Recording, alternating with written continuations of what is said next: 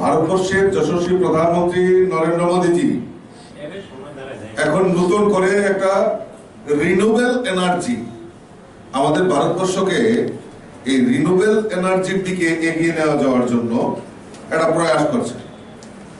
এখন আমরা বিভিন্ন সময় দেখি বিভিন্ন প্রাকৃতিক জিনিস, যেমন আমাদের গ্যাস, আমাদের অয়েল, এইগুলির উপর আমাদের নির্ভরশীল। পরিবহন ক্ষেত্রেই হোক, বিদ্যুতের ক্ষেত্রেই হোক, আমরা এইগুলির উপর আমরা নির্ভরশীল হয়ে গেছি। কিন্তু ধীরে ধীরে এই প্রাকৃতিক, আমরা জানি যে একটা বিবর্তন, একটা পরিবর্তনের দিকে, আমাদের গ্লোবাল ওয়ার্মিং এর দিকে আমরা এগিয়ে যাচ্ছি। কাজেই কোনো না কোনো সময় আমাদের এই এনার্জিগুলি আমাদের এক সময় খুব কস্টলি এবং আমাদের কাছে আমাদের পাওয়া খুব দুঃসাধ্য হয়ে যাবে। তো সেই কারণে আমাদের দেশের যশস্বী প্রধানমন্ত্রী, আপনারা জানেন যে আমাদের ভারতবর্ষের অর্থনৈতিক বুনিয়াদ পঞ্চম স্থানে, বিশ্বের মধ্যে পঞ্চম স্থানে রয়েছে।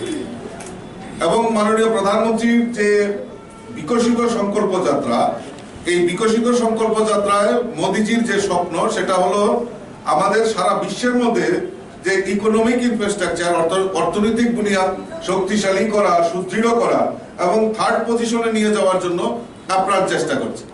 তো তার মধ্যে একটা বিশেষ ভূমিকা, সেটা হলো রিনিউয়েবল এনার্জি, অর্থাৎ আমাদের এই প্রকৃতিকে কাজে লাগিয়ে আমরা বিভিন্নভাবে আমরা কিভাবে আমাদের ব্যবহৃত, যেমন ইলেকট্রিসিটি বলুন, আমাদের গাড়ির ক্ষেত্রে বলুন, জ্বালানির মানে আমাদের ট্রান্সপোর্টের ক্ষেত্রে বলুন, সেই ব্যবস্থা আমাদের দেশের প্রধানমন্ত্রী আমাদের কাছে, আমাদের এই ভারতবর্ষকে সেইভাবে মোটিভেশন অর্থাৎ তৈরি করার প্রয়াস করছেন।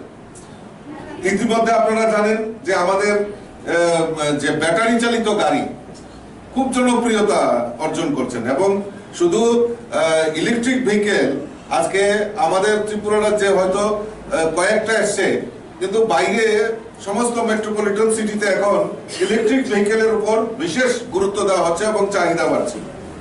এবং বিভিন্ন নামি দামি ব্র্যান্ডেড গাড়ি কোম্পানিগুলিও এখন এই রিনিউয়েবল এনার্জি, অর্থাৎ এই ব্যাটারি এবং সঙ্গে অয়েল দিয়ে চালানোর যে প্রয়াস বা ইলেকট্রিক গাড়ি এবং নির্মাণ করার জন্য এবং বাজারে যাতে সহজে সেগুলি মানুষ ক্রয় করতে পারে, তার ব্যবস্থাও আমাদের বিভিন্ন কোম্পানিগুলি সেগুলি করছে।